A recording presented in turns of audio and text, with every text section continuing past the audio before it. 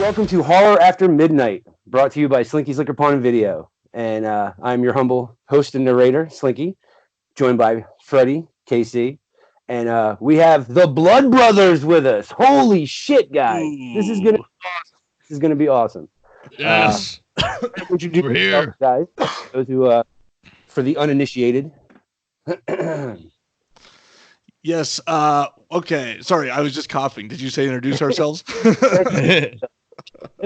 Yeah. So, Scotty and I guess we're friends with these guys because we host our own podcast called the Cult Classic Horror Show. That we sort of got introduced to these fine gentlemen through.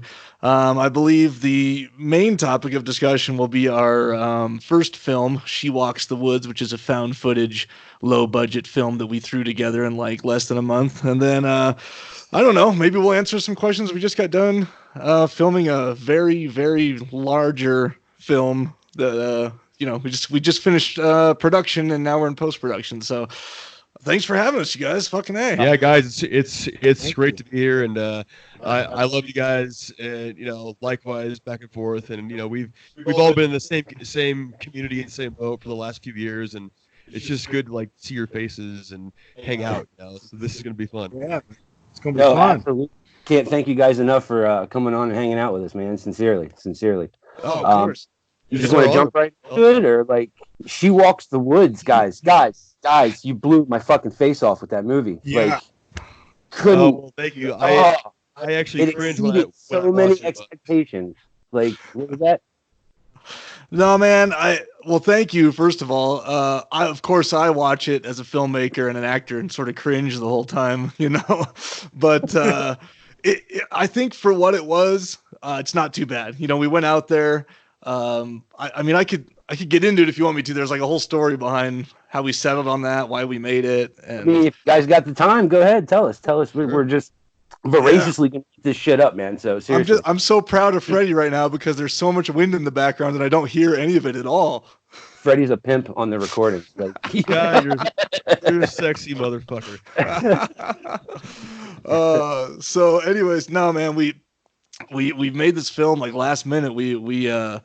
We set out to make a much larger film, and we had more money at the time. This was like 2 years before we filmed She Walks the Woods, and Scotty and I have an e-commerce business where we sell like wall art, and we had a good Christmas, and so I went to our acting coaches at the time.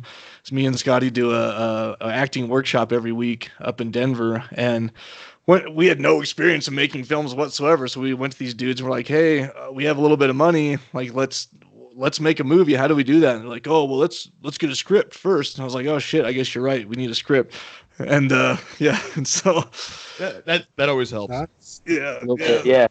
So we set out to start writing. None of us are writers. They were going to write some stuff. I was going to write some shit. And then they sort of fell behind because, they must not have had the belief that we did. And so I think it was like a year and a half later, I had like 2 scripts that were just, I'm not a writer, so they might have just been piece of shit scripts. And they had like 3 paragraphs, and in the meanwhile, like our business took a little bit of a downturn at that time, and we were running out of money. I was like, fuck, man, we were going to make this bigger film for maybe like $100,000 or something, but now I only got like 20 left. We just got to make something like real quick. And so we called up our buddy who's a camera guy and editor and actor, Jason Potter, who's in the film. And I just said, dude, let's just, in 3 weeks, just grab your stuff and let's head up to this little cabin I know of and let's just shoot like a found footage film. And he's like, oh, okay.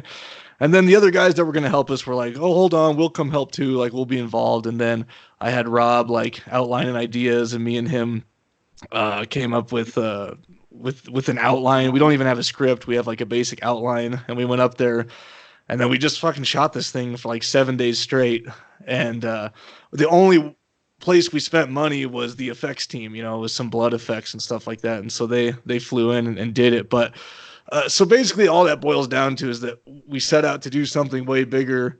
We're running out of money, and we just were like, fuck it. We just got to go make something. Yeah. We have to make something. Like, this is all for nothing. We got to go make something real quick. And something easy, fast. We're like, found footage, and let's just bring some cool ideas together, and then you guys did the outline with help, and then we just made it happen, and it was fun, but it was definitely difficult to improv the whole time because it felt like you had to talk, but you didn't need to. So it was more natural though, for sure. Yeah, it was. It came out like we've seen the film plenty of times. Like we know what's good and what's wrong, and a lot of people should watch it because it's.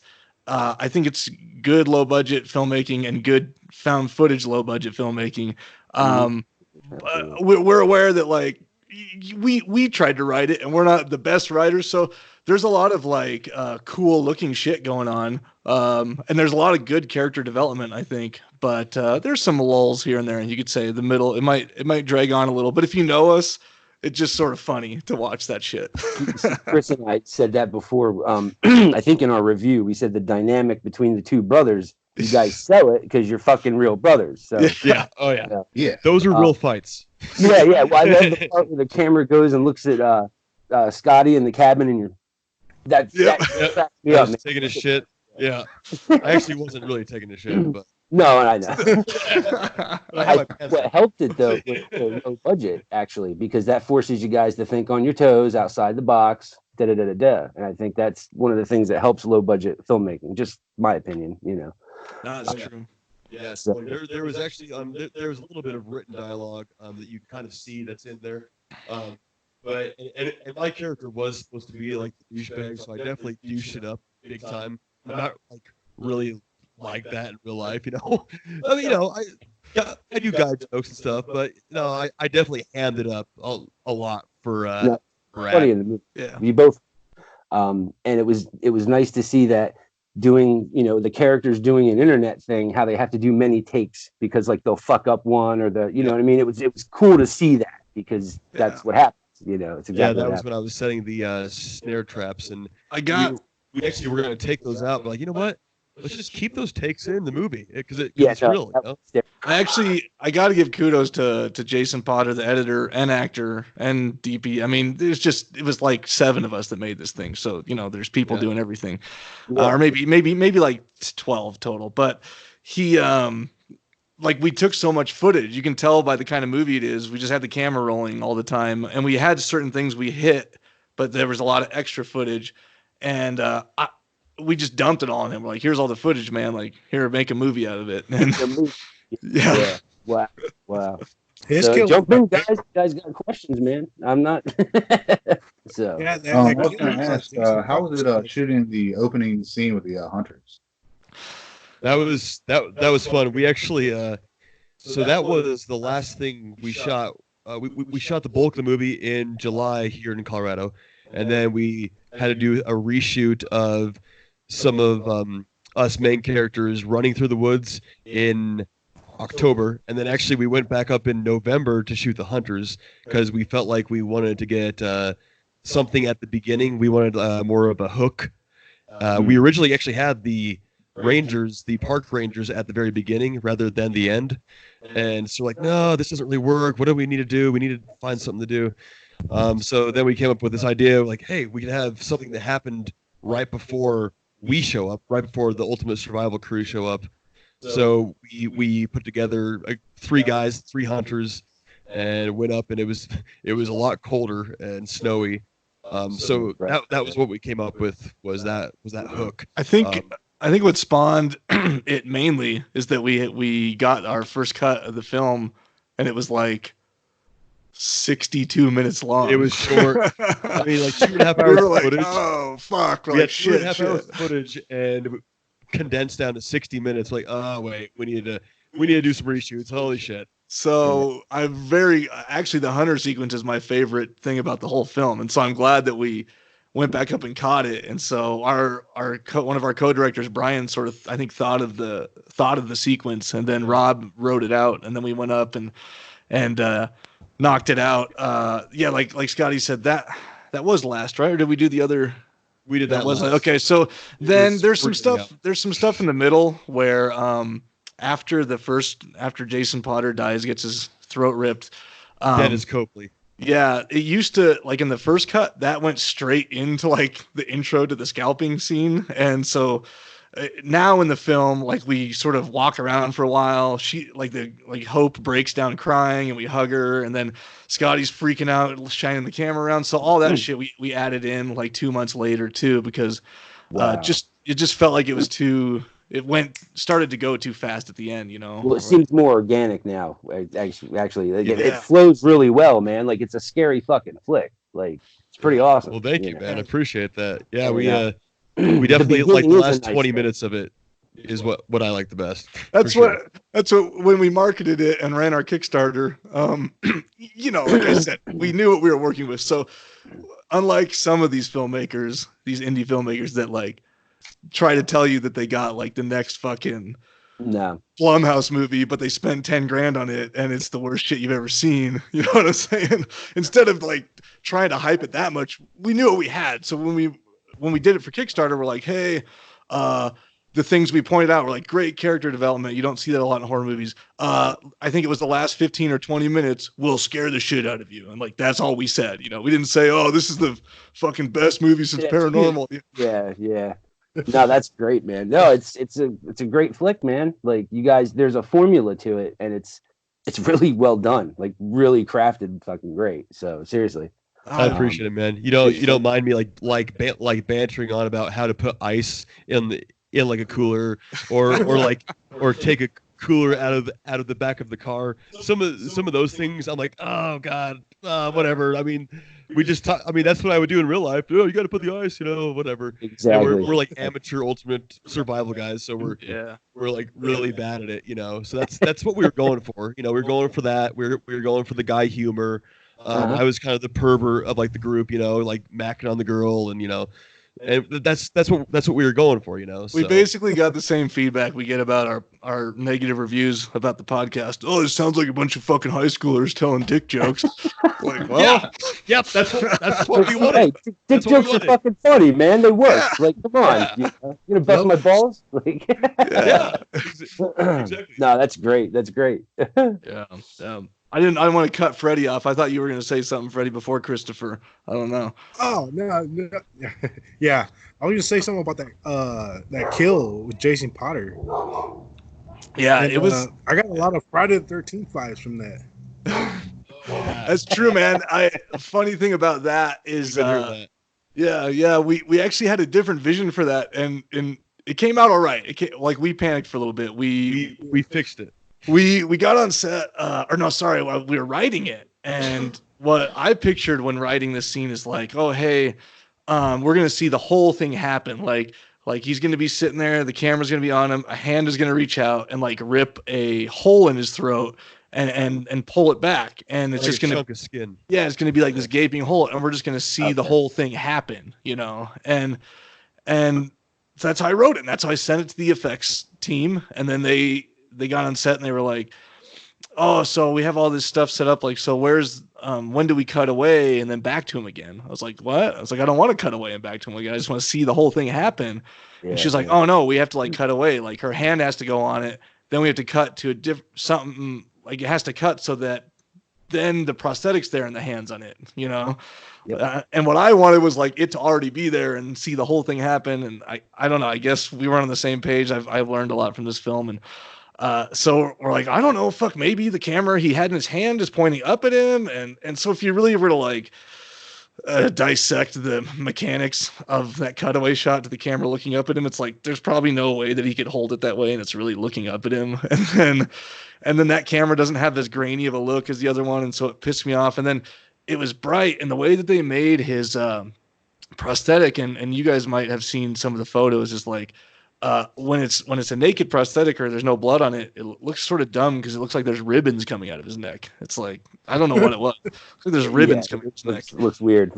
Yeah. Silly string. Yeah, exactly. So when they shot it on that nice clear camera that he's holding, and we saw the final cut, it was like, it looked comical. I was like, this is fucking horrible. I was like, we need to go back up there and spend more money on this or something. And so luckily Potter himself was editing it and just like fucked with the colors big Made time it look and darker. made it like super dark. And Yeah, I think it ended up sort of saving it, but it's still not quite the shot I wanted. When it cuts back to him and he's like gushing blood, like that's beautiful. That's the shot. Yeah, that part's awesome, man. Seriously. But you like see those in like Friday the 13th too. You'll see those cutaways, or like the from like the bottom up, you see the like that face shot and then the tree in the angle. background. Yeah, exactly. Yeah. So it kind of was a throwback too, you know. That was one of the unexpected things that happened. The other one was on the scalping.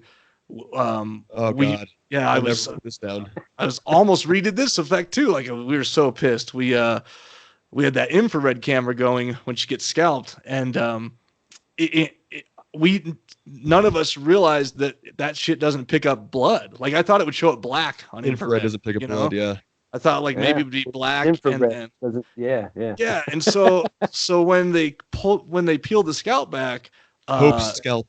Yeah, they just had like gallons of blood pumping down her face, like just tons of blood. Like a CO2 tank of blood pumping it. And there was like huge puddles of blood below her. Her face was completely red and covered in blood. And I'm looking at the camera. I'm like, I don't see this anywhere. Like I don't see any blood anywhere. And we did like 3 takes thinking that the blood wasn't working, but it was working just fine. And the infrared doesn't pick it up.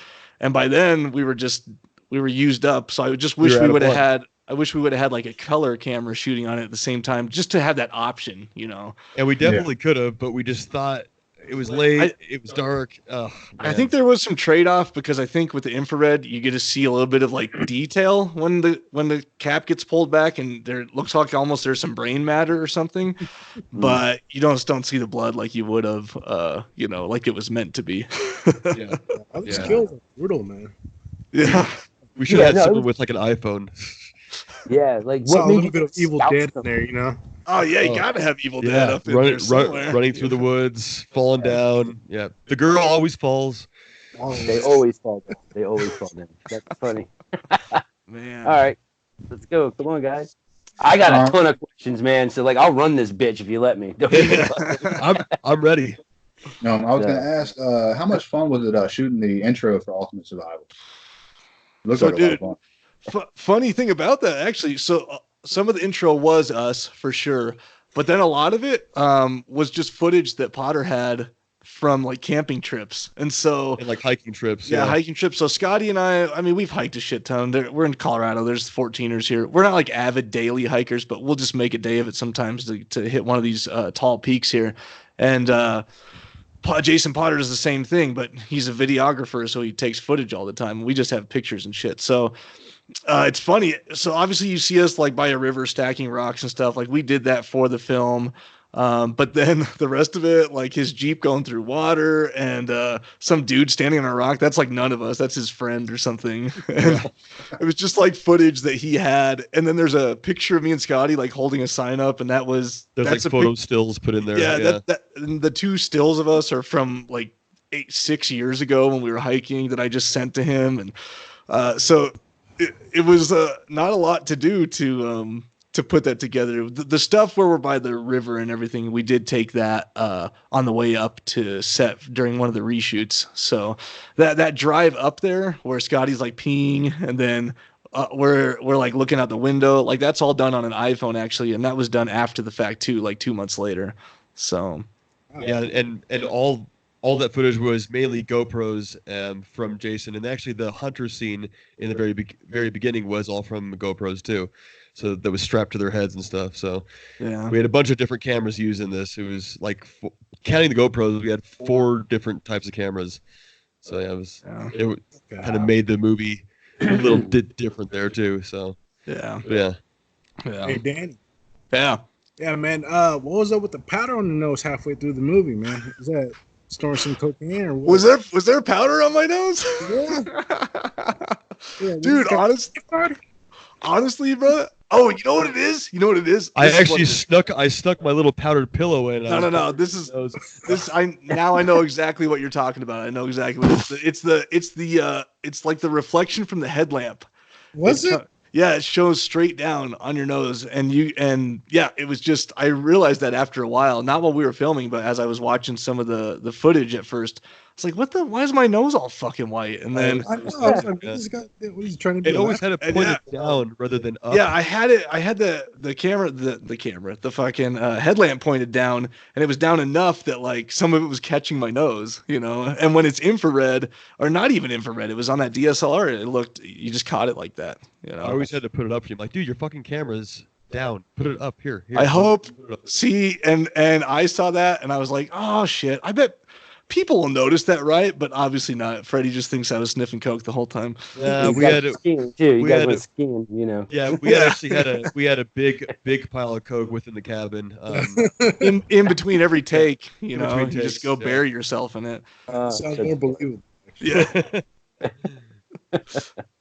Tell me about the creature design. Like, how did that? Tell me, you know, like how that came to be, because she looks awesome, dude. She's really gnarly. Yeah, like, I'm actually bummed that we didn't. And this is a complaint we've got from like more creatures. Yeah, that's a complaint we've got from reviewers and things like that. Like, I wish we would have featured her more. And actually, the plan was to. Like, we're not. A lot of people say that. I'm like, actually, we planned on doing it. We just ran out of time, because yeah. We had this like basic idea of what we wanted, my needs and wants for the creature, and not all of them really show up, were that I wanted her to have extremely long limbs and be extremely tall. Now, we didn't. And skinny. Yeah, and super skinny, sort of like a Slender Man look, you know. But we didn't really achieve that, because I think you do need either some really expensive animatronics or prosthetics, or digital done to do that, like. Sort of like the creature, yeah. Sort of like the creature that you catch a glimpse of at the end of the Blair Witch reboot, you know, the 2016. So I really wanted something like that, but very black and shadowy, and so that's what we were aiming for. But then budget, we cast this girl who's really skinny and lanky. And we did have some stilts that we put her on every now and then to make, to make her. It's really unsettling, man, when you see her like over somebody's shoulder, and you're just like, oh fuck, that's Chris and I went back, I don't know how many times, dude. We were watching the shit like just over the shoulder, or you know, you catch that, and like, then you hear that purr, that purr. Yeah, it's fucking creepy, dude. So we actually sort of gave the effects crew free reign on it. Mitty and Crosby with Monster Effects did an awesome job. That's like her passion is making creatures, and they work in Atlanta, and she does a lot of like costume work. Like, she just worked on Jumanji 2, and just a ton of big budget movies where she's just providing costumes for like background people and making them look aged and things like that. But her real passion is in special effects work, and she does plenty of that too. She just did a bunch of work on a film called Hoax that came out. It's like a Bigfoot type film, you know. And then I knew him from this film called Eat that was on Amazon, where this actress like starts eating herself alive. That was pretty cool. So we pretty much like told her what we wanted, like her vision, and she came up with all her own like original ideas and showed it to us. We're like, yeah, this looks great, cool, keep on going with it. And you know, with like the final product, that's how it came out, and we're like, this is. I dig it. And it's very awesome. I mean, the technical aspects of it, it took her 6 hours to get in makeup, and because it's a full body thing, and she had to do exactly, the fingernails, she had to do that 3 times, and so she did it once for a test makeup so that we could like see what it looked like, and have her walk outside around the dark and see what it looked like. And then, you know, at that first time, her face was like too bright. There was too much white. And so we went to shoot the next day. So she had to get in makeup then. And then she had one more day shooting, and she had to get in makeup. And actually, when we scheduled this, like I told you, we had all her stuff that we needed, like the kills and everything, and where she shows up at the cabin. And then truly, we had allotted like 2 or 3 hours to just get shots of her walking around the woods. And so what was supposed to happen is sort of in the middle of this movie, or some of it lulls and stuff. There's supposed to be shots of her like in the background or walking around where none of us notice her, but like you might see her, you know? Yeah, there's supposed to be a ton more of that. And we just straight up, we actually ended up keeping the effects team like 2 hours past and paying them overtime just because it was our first film and we got behind schedule, you know? So, and at that point we were just out of money, and we were like, we just can't put these shots in here. So, like, yeah, can you stay a little bit longer? And they're like, no. Like, we just want her to walk around. Oh, damn it. Well, they're like, yeah, it's just gonna like each hour that goes by, it's gonna be like another $400 or something. Yeah. Like, at that point, we were just running out of funds and stuff. And there was a couple moments we get her in the background. You'll see her over my shoulder. Yeah. Jason hands me the camera, although she wasn't on stilts at that point, which I thought it looked okay. Danny doesn't like it, but I thought it looked good. She should have been standing still at least. But like there was a bunch of those moments, like 4 or 5 of those moments where you would see the camera in the darkness of the trees, and it would focus a little bit, and you'd be waiting, and then nothing. And so we're like, a payoff could happen, but it was almost a Blair Witch style to where it's left off to your imagination to maybe I did see something, maybe I didn't. I do like that part of it, and I still would have left like 2 of those in there where we hover on darkness for 15 seconds and then still show nothing, because I think that shit's pretty creepy. But it would have been cool to have a couple more where you actually do see something. A few more payoffs there. Yeah. All right. Nah, those are some of my parts of the movie, man. I love them. So. Yeah. Oh, yeah. That's what I love about it too. But the park rangers, Yeah. do they know about the creature? Because it feels like the dude said you know it's on that tape, bro. So that I don't know. That might be the little lead. Might be a little sequel action there. No. Yeah, that's what I thought. That's what I thought, man. We may not have made it like clear enough, but that was our intention, is that like they're sort of used to this happening and they're covering it up. And I totally got those vibes because they're not surprised at all. Like they're just like, dude, good. come on. Yeah. like, we got another one. Yeah, Shit. exactly. That's what we were going for. Yeah. So I'd love Need a to. sequel.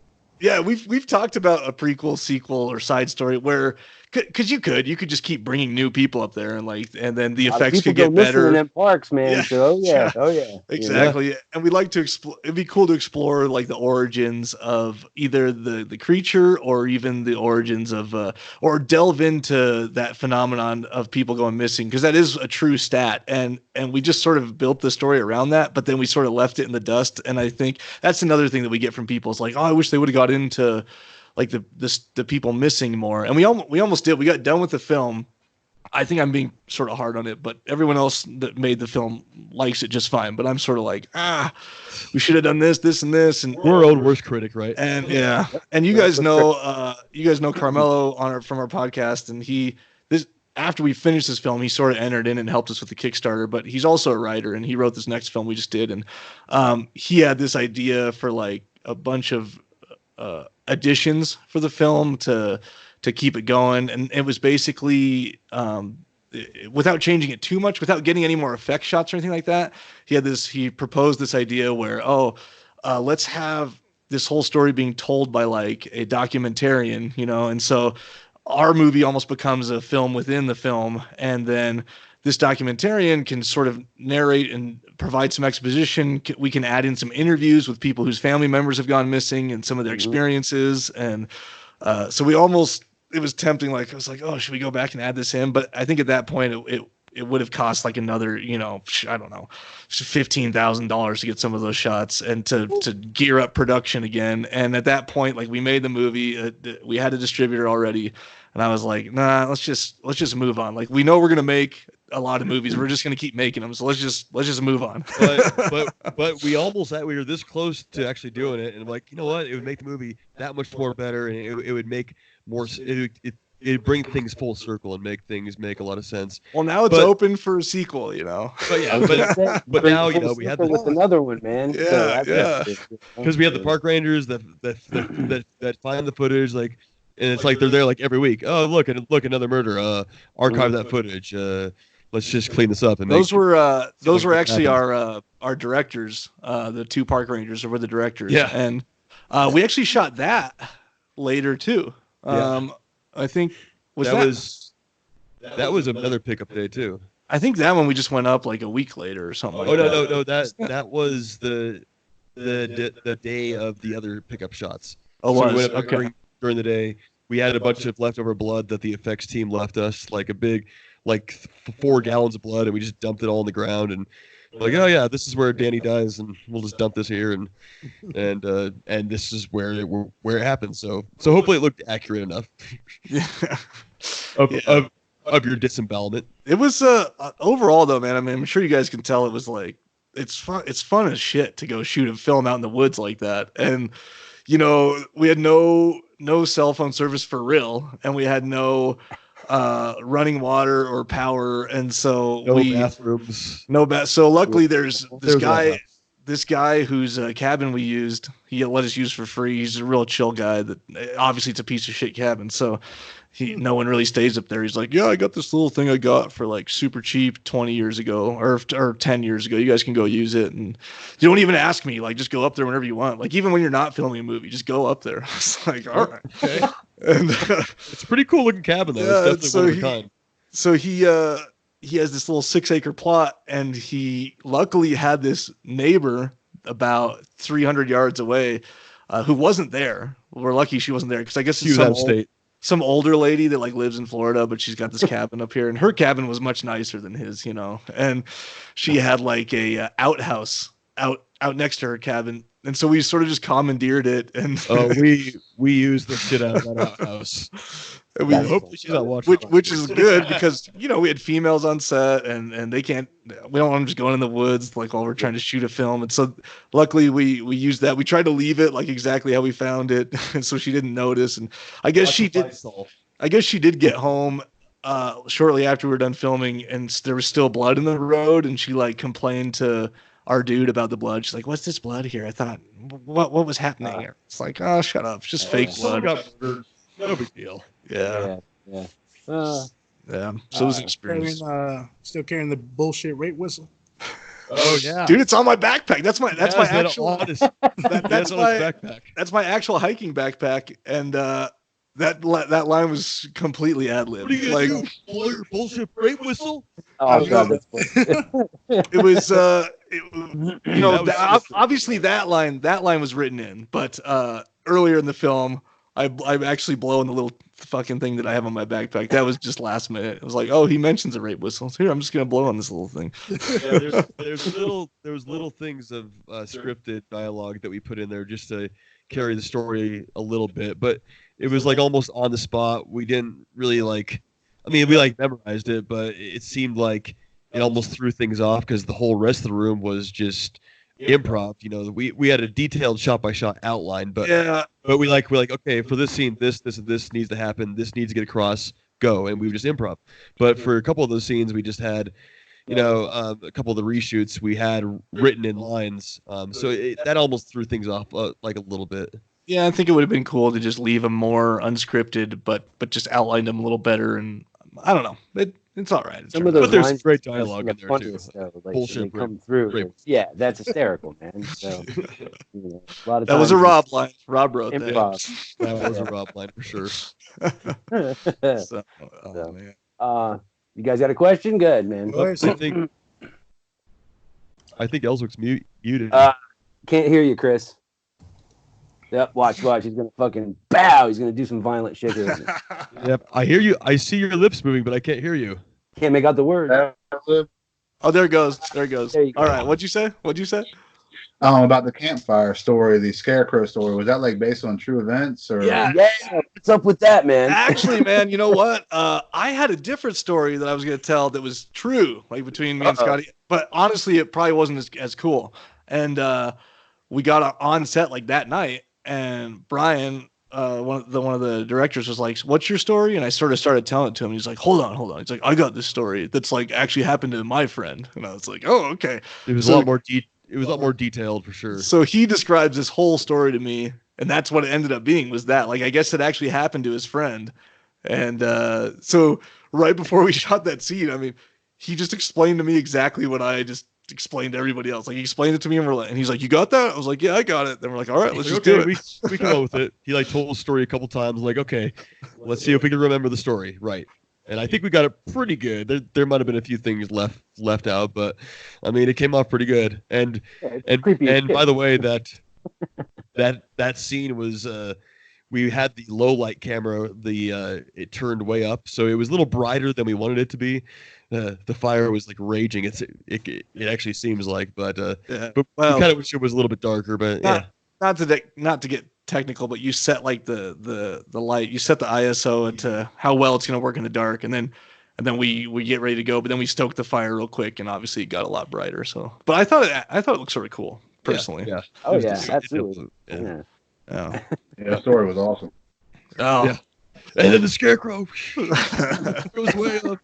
That sequence is like bordering on artsy because it's a long scene and a long story. It is a long scene, and you're in the story. There's no cuts, and it's just but you're on the edge of your seat when he's fucking telling it though. So it's kind of like, like you're waiting for the other shoe to drop, and it's like, oh shit! And when it does, it's it's pretty good, man. It's pretty good. That's good to hear. That's good. That's good to hear coming from a fellow horror lover for sure. Yeah. That's what I've said about this film, man. If you're a fan of found footage and you really like horror, like you're probably gonna enjoy it. You know, if you don't even like horror and you're my friend and you just want to watch it, like you're probably gonna think it really sucks. You know what I mean? Yeah. So whatever, but it's good for horror fans. It's got a lot of elements and just for me, like I'll watch any movie if you combine found footage and like isolation, I'm gonna watch it. I don't care how shitty it is. Yeah. Yeah, I'm a big fan of that too. Isolation and scary shit. Yeah. Now I got two questions I want to ask you. The end with your death, Danny. Did you want it to be like 80s over the top? Now over the top. No, I don't mean it's bad in any way, shape, or form. It is. No, it's hysterical, right, dude. It's hysterical when that shit happens because like. The first time I watched it, I'm like, no, we fucking didn't. And I went back because and it's just fucking glorious. Like, it was like half and half, to tell you the truth. So I was like, all right, I really want him to be freaking the fuck out because like she's ripping it, like it's already over the top. She's ripping his guts out. You know what I mean? Yeah, like she's got handfuls of his guts. Man. Like, so organs and shit. I sort of went into it thinking that. But then even when I saw the final cut, I was like, that was way too over the top. I was like, nope, I wish I could redo that. But again, another thing about the way we filmed it is that, so as we just learned on a bigger movie set, you got like these monitors you can watch playback on, and you can see if you like the take, and you can watch these takes over and over again. And for this film, like once we got down to that scene, I mean, it was just being filmed on this little like handheld camcorder that does infrared because like cameras these days don't even do that infrared shit anymore. Like you gotta get an older camcorder or something, and or at least not like a high priced whatever, Yeah. So at that point, you just had that little flip out screen, and that's what Jason, as the camera guy, was looking into, and that's all we had to like watch scenes back on. It's like, oh, here, everyone gather around this 4-inch monitor and see if we liked that scene, and it just does. You just can't really see everything or really take it all in from that tiny of a screen. We did have a monitor for. I don't know if you guys noticed this or not, but there's mainly 3 cameras besides those GoPros. There's mainly 3. So you got. I mean, we talk about it in the film. You have that Sony A7, which we actually rented, and gives a nice clear picture. It's like it looks pretty good. And then we had a gimbal on it to make it not so shaky, like a little stabilization device. But then when Potter dies, like that camera gets lost, and then we're left with that Canon, that DSLR, which is basically a camera for taking pictures, but still an expensive one. Then it's a little more grainy and it doesn't do as well in low light. And then you have that, of course, the infrared still. And then we finally get whittled down when Scotty dies to only the infrared, and that's all that's left. And so you're supposed to sort of feel like the film is getting a little more claustrophobic as you go. If you guys can and you're that interested in it, check out. I know I just mailed. Actually, Ellswick, yours isn't in the mail yet because. And you gave it a higher level. I just shipped out a bunch of Blu-rays. I got them. Check them out. Yeah. Got them right here.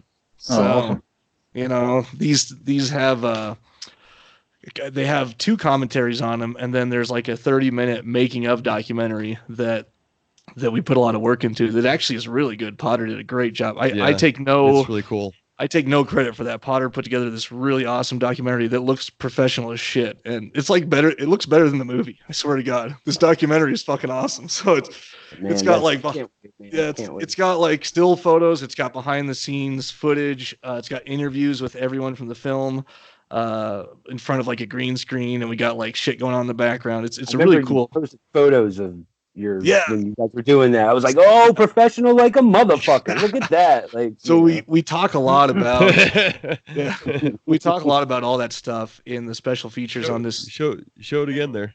Yeah, there's the special features on the back, but then we got the Blu-ray there. So yours isn't in the mail yet, Christopher, because I think you gave enough to have the special box that it comes with. So special box posters, so like so I'm waiting on those boxes. They should be delivered in the next few days here. But I sent these basically. So everyone that did like $30 and just got the Blu-ray, I sent these out to them. And then there was like a level where if you pledged, we're getting these like nice magnetic flap boxes in, and they're that super like thick, nice cardboard and magnetic flap that the Blu-ray just like fits snugly into. That has the hand-drawn creature art all over it and stuff. So. Yeah, so that'll be cool. So you'll be getting that in the mail. I'm not sure, Freddie. You probably gave 2. I don't remember what level it was at, but you might have one coming to you. I don't even remember, man. Shit. It's all right if you didn't too. You actually got the shirt on right now. Ah, nice. Oh, so it came. Did that just come like recently? Came 2 days ago. Okay, cool. Yeah, so that was another one. We're just getting these rewards filled from that Kickstarter campaign. So it just took too long with the distributor printing. That's badass. I love it. That's awesome. Yeah. So Chris doesn't play around, man. He's fucking hardcore. Fuck yeah. But, go ahead, guys. My light's slowly burning out, so I'm probably gonna have to change the batteries. But go ahead. It's not a big deal. Okay. Danny, I was gonna ask. My computer screams a little bit, but that's okay. Sorry, how sorry you are. Was that? Sorry, what's that? Blair Witch. So sorry. Say that again. Scotty will shut his mouth this time. It's all right. Like at the end of the movie when you're telling B-Rad like how sorry you are and everything, it seemed like something similar to Blair Witch. Was that supposed to be like a homage to that? You know what? Now that like it wasn't, but now that you mention it, yeah, that's very similar. Obviously, she's by herself on camera, but yeah, it's wow. No, it wasn't intentional for that at all. So no, but that yeah, it was total homage there. But you were getting a little emotional and tearing up, and it was. I mean, he's the only survivor left, and I kind of wanted to bring it back to your death. Granted, we only did have 2 takes for that too because of the blood, and if it wasn't infrared, there was a lot of blood too. There was a ton of blood, so I kind of wish we would have saw that in color, but that might have been a little much too. Yeah, there was a ton of blood. Funny thing about that sort of that apology scene. We did it at like 4:30 a.m. and we were like racing. We were racing against the sunrise, and so you can maybe see a little bit of glowing light in the background. But but that's why it was like real because we were both tired. We were actually tired because we were shooting all fucking night, and I thought that brought out a great performance because you're just at like your wits' end, So we both were. Yeah, for sure. Yeah, it came out well. It was great. Thanks, man. Yeah, we got a lot more shit coming up here. Like I was saying before. So, big time learning experience for sure. It was a blast. I mean, I had so much fun. Yeah. Hey guys. Ready? Yeah, what's going on? Oh yeah, I was asking about the Manson van. Was that already there? That was there, man. Yeah. So that whole tour that like Vivian that Hope gives and walks us around, that is actually word for word like true. That's what the guy told me about the place. Like his friend lived up there. He made his wife stay in the van and had that towed up at some point. And I don't know why they were sleeping separately. There indeed used to be like a shower right there. They were using rainwater for all their stuff, and they had a little pump system going on. And yeah, it was there, man. I guess she used to sleep out there. And it's a shame if you also on the special features of the Blu-ray, Scotty and I go back up there like a year later and we walk through everything. and the van has been vandalized. And actually, I asked the dude, and his son went up there with his friends, and they like busted all the windows out and shit. I don't know why his son went. They were just having fun, and he's like, "Sorry, Dad." Oh my god, the Manson van. I love that. That's actually the new name for it, the Manson van. I don't know how they got it up there. Like, I have no idea. That shit's insane. It was like sunken in like the ground. There was no way that you could get that thing out. You guys have to know that we didn't touch anything on this set. We didn't touch anything at this location. We literally showed up, and what you see in the movie is what it looked like. And so we were sort of like, this is fucking perfect. Like, right when we got there, like, man, we don't have to like trash the place. We don't have to like put a random van out here. This place is fucking perfect. Creepy TP. We wanted just up there too. We wanted to do some cover art with the van, but it was right at the time that Ritual just came out on Netflix, and like their main cover art besides the forest was like the van, the exact same van. Yeah, we were like, no, let's not do that. Yeah, thanks, man. Yeah. Our creature actually has a little esque to the Ritual creature too. It's kind of a she animal, but you know, we obviously there's differences because it doesn't have like that face and the eyes that we got too. So antlers, man. It's really cool. Antlers, she's not made of subpar CGI. It was what I thought about the creature at the end of the Ritual. For sure. I love the movie. It was great. Man. Yeah, for sure. She's there, physically there, fucking scalping. You know, so it's awesome. True. It's awesome. Thanks, man. Yeah, no, go ahead, guys, keep it going, man. I don't know how much time you guys got. We can see. Whatever, man. I mean, we're cool. Whatever, you know, we're good. If you guys have any more, questions? Let me ask one more thing. The different like funny scenes and stuff you do, Scotty, was that like improvised, like the nipple shot and like all that different stuff? Yeah, my connection's poor. Scotty's connection is frozen, twitching out. He's up. I'm looking at him right here. He's frozen. He's smiling. Yeah, he's smiling though. Yeah, he's. It just says poor connection? Black. It's black. All right. Well, you can come on. You can come get cozy with me if you want. No, you're frozen on here. Well, to answer your question, because I know the answer. Scotty's nipples, showing his nipples. Much of his tomfoolery was definitely not expected. You can even probably see the annoyance in my eyes during some of it. Like, we're at the gas station and he's like, "Oh, this guy right here." I'm sort of like, "Get the fuck off me." Oh, now you're back, sort of. It's coming back. But there's a couple true moments when I watch the film. I'm like, "Oh yeah, that was real right there." Like, he's grabbing me there. I'm like, "What the fuck?" And then the other one was when we're fighting about the snare trap. Some of that was real. Like, he's fucking. What was it? What was the line? I was trying to find sticks, and I was looking for sticks, and I actually had a bunch of sticks already prepared and planned, but I left them at my house, so I was just trying to find some. And that whole looking. And then Jason just started shooting. I'm like, don't start shooting it. I need to find some sticks. He's like, too late. We're shooting. I'm like, okay, well, let me get the character. I'll find some sticks. That whole him searching for sticks is completely me being aggravated. And it came out as like a funny line. It was not even. I didn't even know Jason was rolling. He's like, "All right, let's go, Scotty. We're running out of daylight." He's like, "Well, sticks." I'm like, "There's not a lack of fucking sticks over here." Like, get the fucking sticks. And we fucking kept it. It was so funny. Yeah, and that's it. Like I was like joke with like Danny in like real life, and we get on each other's nerves and shit, and so like.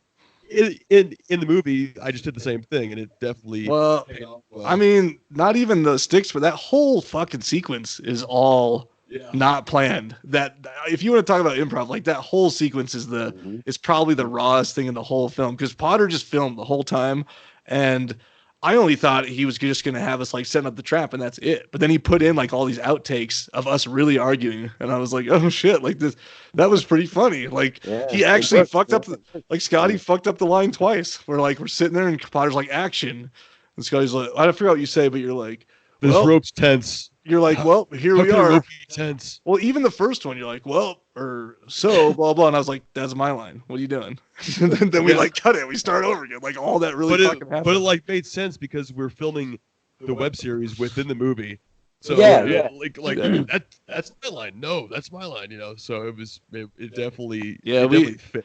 We had some fun with that in that snare trap. Side note, the blood and the whatever blood and guts you see next to the snare trap later that night is actually fake blood and cake. Like bits of cupcake, like cupcake frosting. Red Yeah. velvet. That's Yeah, funny. I don't know if it was red velvet. I don't think I would have wasted red velvet.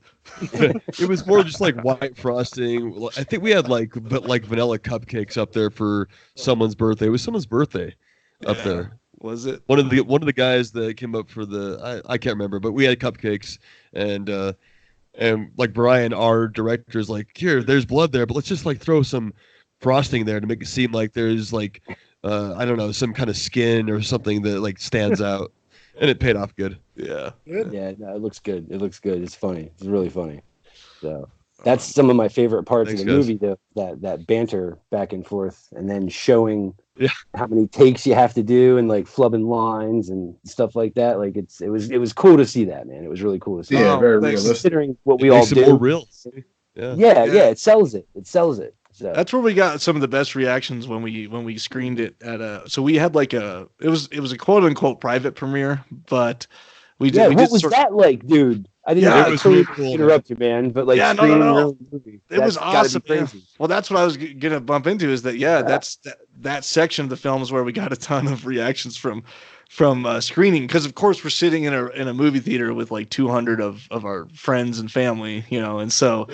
Like the biggest movie theater at the Alamo Draft House. It was crazy. So it was actually that was probably one of the best experiences through this whole ordeal was that screening, and it was like an afterthought, like because it was a year and a half after we filmed the damn thing and finally got it done, or it was about a year, about a solid year, and we got to thinking, oh, well, should we have some kind of screening like it's done, and we're like, yeah, I guess we probably should, And I was like looking around at what it would cost to rent out theaters. And then one of our directors, Brian, got all into it and was like, oh, well, let's get like a red carpet and a banner and hire a photographer. And I was sort of like, I guess. And let's have everyone dress up. And ultimately I did like, it was pretty cool. So we had, I didn't know everybody because we had like friends of friends or the cast members' family and their friends. So there was a lot of people like I didn't personally know that were there, but there were a lot of my friends there too. And it was cool to just sort of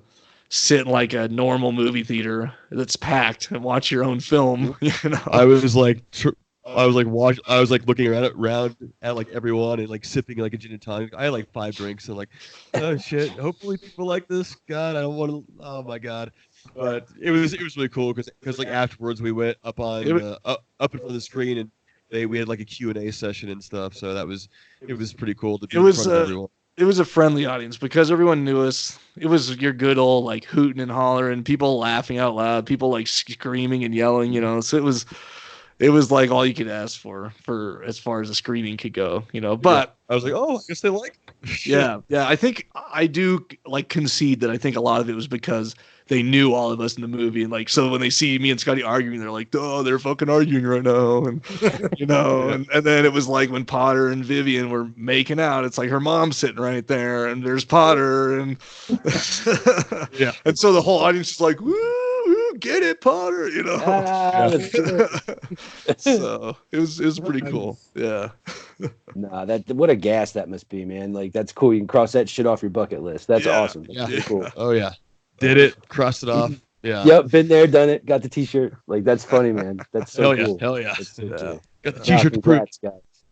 Thank you. And those like the comments I left on there, like I sincerely meant that shit, man. Like seriously, you can tell you guys busted your ass working on that film, and you deserve all the praise and accolades. Well, I actually really appreciate. I appreciate you guys covering it. I saw Slinky, you and Christopher cover it, months back or whatever. That was like a month or 2 months ago, and Christopher sent it to me, and like a nice 10 to 15 minute great review of the film. So that was really nice. I'll to be honest, but I mean, we're praising it, so I mean, you know what I mean. And like, I remember I asked you permission if we could review it. I remember, so.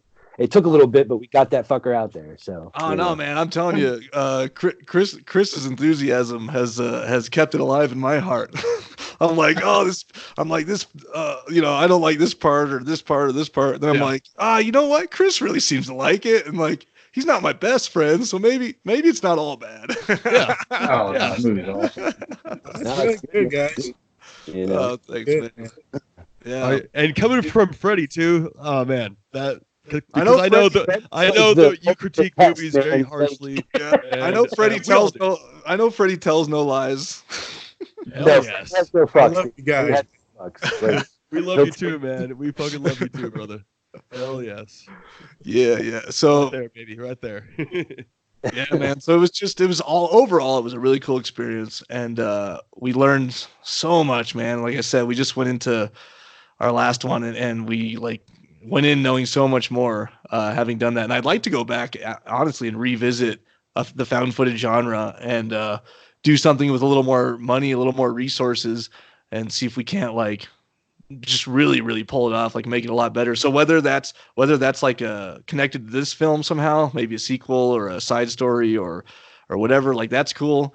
Or if it's just something totally different. We've been throwing a couple found footage ideas around, but yeah, I'd like to try it again. I know it's a love or hate. Like actually, personally, you guys probably might already know this if you listen to the show, but my favorite shit is found footage. Like my absolute favorite subgenre is found footage. And if someone recommends to me, I'll seek it out. And if someone, it can blow your mind. Yeah, and you guys did it. And seriously, it's the only films that like tend to scare me. Like I don't know, I don't really get scared from normal like just narrative films, but then I just think like the first time I ever watched Paranormal Activity, I was in my apartment by myself and I was like, oh fuck, I don't want to go to bed right now, you know what I mean? And more recently, like Logan. Taking a Deborah Logan is an absolute masterpiece. I love it. Yes, it is. Yes, that was crazy, man. Crap, God. Yeah, and it's just because they're so real. Like I'm a fan of the VHS films, and it's like and it was awesome too because Danny and I and Potter, we did most of the filming. Like whenever you see Potter and Danny, it's me filming them. Like I'm actually holding the camera and doing it. So it's you get to get into everything. You know, it's really cool. Cloverfield's another good one. What is Cloverfield? Cloverfield is I love Cloverfield's a good example. Cloverfield. Cloverfield's a good example when you like actually put some budget to a fucking found footage and then it's like a whole new feel and I like it a lot. What was the one they sort of did that with Quarantine 2, but where like they have to throw the fucking light bulbs and they light up when the ghosts are near and shit. Wasn't that found footage? I can't think of the name. That wasn't Quarantine? Oh, that wasn't Quarantine for sure. Okay.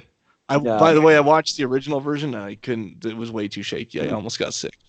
There are some of those that are over the line. They get way too sick. But then ours wasn't too bad. I don't think. It's because that's what it is. You're trying to read the subtitles and then it's shaky. And then I swear to God, she screams way more. Well, no, you know what? Jennifer Carpenter screams a lot in the remake too, but just got on my nerves. She's a little bit annoying.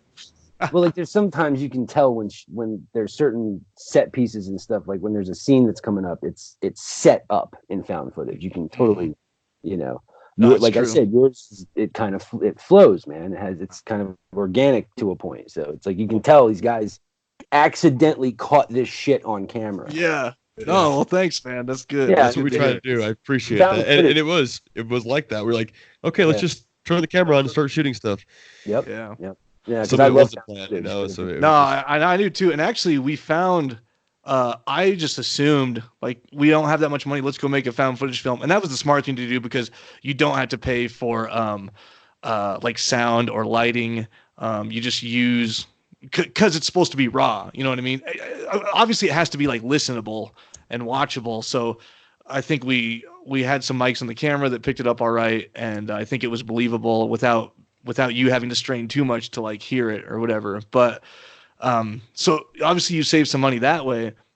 But as we just did this last film, I sort of learned that there are some elements that are more hard with found footage because, for instance, like the effect stuff, you know what I mean? It's to make it real, you're supposed to just have like one camera and you're supposed to just be watching them. And so the effects, you have to like pull off the effect in plain sight, where as a normal film, you can have like 8 cuts and like close-ups and cutaway. Oh, yeah. You know what I mean?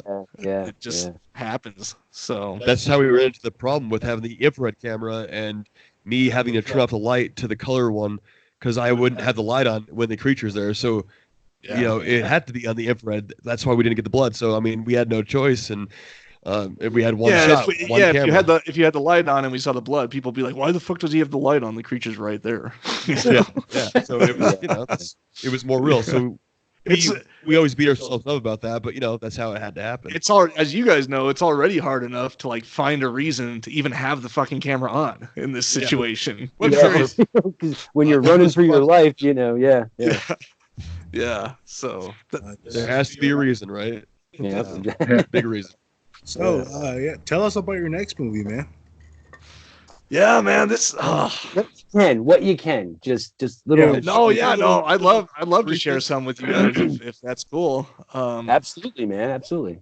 This is becoming our baby right now, man. It's looking really good, and like this is sort of the one I want everyone to check out. I love the name. I just want to say it right. Thanks, man. It's actually in comics. That's a serial killer. I'll pick up then right away. Yeah. So, anyways, Carmelo wrote the script. He had written another script that we're still going to film. We just didn't have enough money for it quite yet. We're actually looking into it like right now. But so I was like, oh no, we don't have enough money for that. Write another script. And he's like, oh fuck, okay. And then he wrote another script in like 2 months. And so it's just crazy what I demanded of him and what he pulled out. And then he had ideas though, process. Yeah. So yeah, man, this script is, we keep getting feedback on the script, like that it's pretty amazing. And I was a little skeptical at first because I sort of I was alongside him as he formulated some of the stories, so there were no surprises to me. But when we hand it to someone and they read it, they're like, oh fuck, I couldn't put it down until like I figured out what happened at the end, you know. And this film is much more of it's like a mystery thriller, but then it really does pay off at the end with like some blood and gore and shit. So there's like that horror element there too, but it does keep you guessing the whole time, and there's definitely no lulls or anything like that. And so it's very story driven. So yeah, it's just to give you the bare bones, it's basically about this girl who suffers an injury outside of a small town. She gets taken into the town to be cared for. She gets her jaw wired shut is what it is. So that adds a dynamic there that it's hard for her to talk through most of the film and has to communicate verbally or through this like voice box that she has. And you know, come to find out this tiny town of 200 some people, there's more to it than you think. They got this weird religion. They got a weird holy room in the basement that may or may not be used for sacrifices. And it's hard to guess who's in on it, who's not, what's going on, and who can you trust. In the folk horror vein. That sounds awesome, dude. Yeah, it's a total cult thriller. Yes. So, yes, I love those. Love those. Yeah. Yeah. And these are the nicest people. They put on this facade, this fake facade, and they always are. And you know, there's some twists and stuff. Yeah, yep. You have to be nice to draw people in, right? Yeah. And then you turn on you turn on that anger. But no, this has been a whole different experience than She Walks the Woods. Just different, not maybe a little better, just because we were nailing some things here that we weren't before, but. It's just a whole different movie. So it's a narrative film. It's like a normal movie. It's not a found footage film, you know. Yeah. We were spending like 4 times the amount of money on it. We shot it over like 3 weeks instead of 7 days with some pickup shots. We got the right stuff. You know, we were lucky enough to work with some of the local guys around here. So we did reach out to like industry professionals that are in Denver, and Denver's a huge commercial market, so they're constantly shooting commercials like for Ford or Dodge Ram or, you know, Carl's Jr. or something. Coors, yeah. So these guys are used to making, and they pay big bucks for their crew, you know. So we got camera guys that usually do like Ford commercials. Their normal day rate's like, you know, $1,500 a day, but we got them for like half that just to, because they're all excited to do indie film, you know. It's not fun. Like finally, something that breaks up my workday and doing something I love to do. Yeah. And it's a slow season, and those commercials are only like 2 to 3 day gigs. And so when someone offers you something that's like 3 weeks straight, you know, you're like, oh shit, I'll go down in price, you know. And so we're lucky to get all these really good people for a good price, you know. And so like the cameras we use is filmed on a Sony Red, which is like Marvel uses Sony Reds. You know, this is a $40,000 camera that we used, and it was prime time. You know, the sound guy is fucking super professional. We got a whole grip and lighting team that showed up with like a huge moving truck full of lighting equipment, you know, and so every shot is lit right, and the camera operator is super experienced. I learned that like you need a focus puller. Like everyone listening can tell that I'm super beginner at this. We're learning as we go. Like when you fucking watch a movie and a guy has a glass of something in his hand and it's focused on the glass and then it like focuses to the person instead, like there's a whole separate dude that just sits in a corner with a remote device and like controls the focus, you know. Like that shit's awesome. So it was just cool working with a lot of that. And then, of course, you guys may have saw we paid some money and brought in Bill Moseley for a day too. I was going to ask you, what's it like? Because yeah, everybody's mine, dude. That's on everybody's mind. What was it like working with Chop Top, dude? Come on. Crazy, man. Yeah, he was. Moseley was like the nicest guy ever, man. He was like, you know, leading up to our interaction with him, you're only dealing with his agent. And before we jump into Moseley, I'd love to share with you a couple stories about the quest to get a name in our film. And Do it. Yeah. And we got to experience some pretty cool shit. So we sent out to a lot of a handful of people to be in the film, and Moseley is sort of where we landed. But we first sent out to Tony Todd, and he like just didn't. His manager sort of got back to us. We offered a little bit low, and he's like, "Oh, just so you know, Tony Todd just does this, you know, and only this amount." And I was like, "Oh shit!" And then I got back to him. I was like, "Well, I guess we could do that.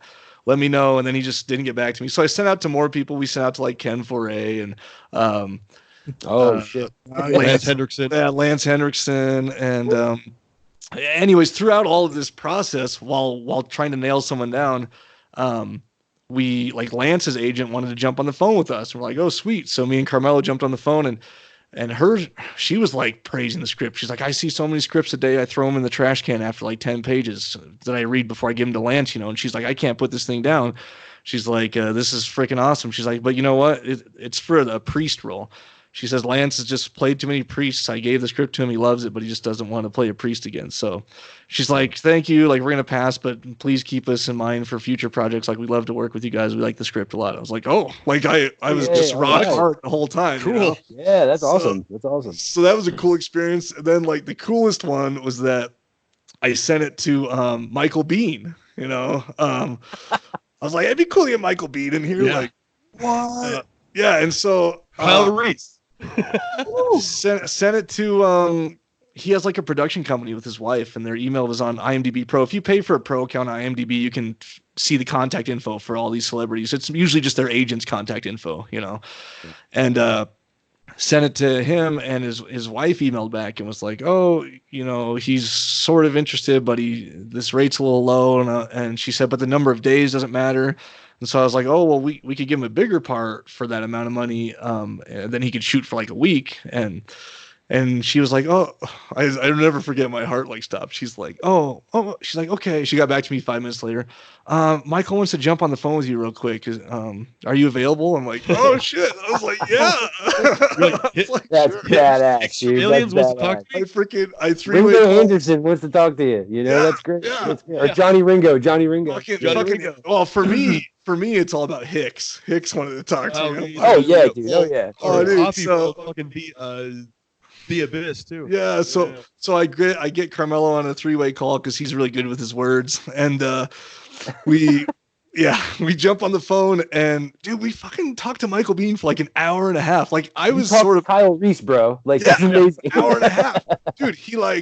We talked about the film. He ended up saying that same feedback, like loves the script, but horror's not really his thing, and He just hasn't worked in like a year, and proceeded to tell us like every single thing he's doing right now, and then gave us tips on like filmmaking and acting, and then That's was amazing, man. yeah, he's like, please keep me updated on this film. Like, send me a final cut when you have it. I'd love to see it. I'd love to work with you guys in the future. And I'm like, holy! And it's like his voice. Like I can recognize his voice. You know? He had the same voice. Hey guys. Hey, come on, guys. Yeah. So it was so cool. And I'm not saying like we settled it all, because actually Mosley was one of my first choices, and it just worked out schedule wise and everything. And so back to what I was telling you before is like our only interaction had been with his agent, and she was nice enough. She really brokered the deal. And so I didn't meet him till me and Scotty went to pick him up at the airport. Yeah. And actually missed him coming out of the gate somehow. I don't know how we waited for forever, and we're like, I haven't seen Mosley yet. Of course we should have held up a sign or something, but yeah. Scotty's like, I'm like, I'm gonna go find his gate. I'm gonna go see where his gate is and see if he's there. Oh, you went to check baggage claim. And baggage claim. Scotty finds him hanging around baggage claim, and we're like, oh, we're so sorry. I'm like walking, and I see him right away. I'm like, oh fuck. I'm like, Mr. Mosley. He's like, yep. I'm like, Scotty Bohnen, one of the Bud brothers. Good to see you, man. He's like, oh, no. I'm like, sorry, we missed you. Have you been waiting long? Oh no, like 10 minutes. You guys are fine. No big deal. Yeah. Okay. Oh man. Yeah, just super cool guy. Like we drove him around everywhere because he had to come in the day before, stay at a hotel, and then Scotty went and picked him up for the next morning to bring him to set, and then we filmed all his. He has like 5 scenes, so we only pulled him in for one day. But when you eventually watch this film, scenes, and so I would call it more than a cameo. You know, it's like a decent sized role. He's like in all these flashback sequences, and so he just nailed it. And kudos to Carmelo. Like him and Carmelo was this is his first time directing, and I just got to hand it to the guy. Like, amazing director. He had a specific vision for every single thing he wanted, and he explained it so well, and he took actors aside in between takes and really got them to where they needed to be to perform, me included. And and just, I mean, even though we had never worked with a large film or a decent sized film crew, and these guys were industry professionals, we felt a little bit intimidated during pre-production, because we're like, fuck man, we don't know any of the lingo or terminology that like these guys are going to be throwing around. But Carmelo like didn't let him slow him down. He was just like, the lighting guy would be like, oh well, so should I blah blah blah blah blah, and Carmelo's like, no, this is what I want, get this done. And he's like, okay. And Bill was telling us like, your director Carmelo is really good. And yeah, I like the way he explains things. Yeah, where I was leading to is he didn't pull any punches with Bill. He's like, Bill, this is how I see it. Like, this is how I want you to play it. Blah, blah. And then he let Bill bring in his own shit too. Bill's like, well, I saw this way. And Carmel's like, that's a great idea. Let's go with that. You know? And then it was this big collaboration, and I just handed him water every now and then. And but it was like really cool. He was just like the most humble, down to earth, like old guy. You know, he was. We like went out to Outback Steakhouse afterwards with him and hung out and just shot the shit and just talked about his like career and he's just so he's just a regular old guy, you know. It was Chop Top, and he was telling us about his Chop Top stories, and he's been in the industry for like 35 years. It's crazy. Yeah. Otis, man. Oh, I know. Otis. That's so cool. Yeah. That's why I'm a fan. I even told that to him while we were eating dinner. I'm like, man, you're sitting here in your sweater and you just look like a normal old guy. I was like, completely shaved. Yeah. I was like, I just watched you like 3 weeks ago in 3 from Hell, running around in whitey tighties with a revolver in a whorehouse, man. Yeah. So yeah, it was cool working with him, and just watching the footage we got, like the quality of the footage and the playback on the monitors that we had, and just knowing the performances we got, and then the effects that we used, the same effects team from She Walks the Woods, and they really did kill it this time, and everything was looking so good on screen that we're just at a point now where it's in Potter's hands. He's editing again, and I can't wait to see it. I think it's going to be really fucking awesome. So yeah, you guys have to keep an eye out. There's a little snippet, I guess, and we haven't really told anyone this yet. So I'm glad that we get to talk about it with you guys. Well, no, we did. Yeah, we did an episode sort of recapping filming of our own podcast, but it's not released yet. We did it real quick while it was fresh in our minds, but I haven't. It's not out there yet. So We haven't really talked about it. So if you put this out in the next few days, you'll beat us to it. Yeah, no, I'm gonna edit the shit out of this probably tonight, and we'll post it as soon as we can. So it'll for that one. Keep an eye out. Like we'll end up doing another Kickstarter just to recoup some funds, and also I don't know if we'll need it for finishing. Like we pretty much have the whole budget, but it'd be nice because we pay for that shit. It'd be nice to like. We use loans every now and then. It'd be nice to put some money, like pay off some of those loans with some Kickstarter proceeds, And so we'll be doing another one of that. And there's going to be some really cool shit for rewards in that campaign. Like I got, like for Mosley's costume, he's a priest, and I bought this super expensive stole. It's called. It's like this purple thing that goes around his neck with crosses on it, and. Like the thing alone is $175, but then it was screen worn by Bill Mosley. So like that'll be one of the awards, and then wow, that's so cool. Yeah.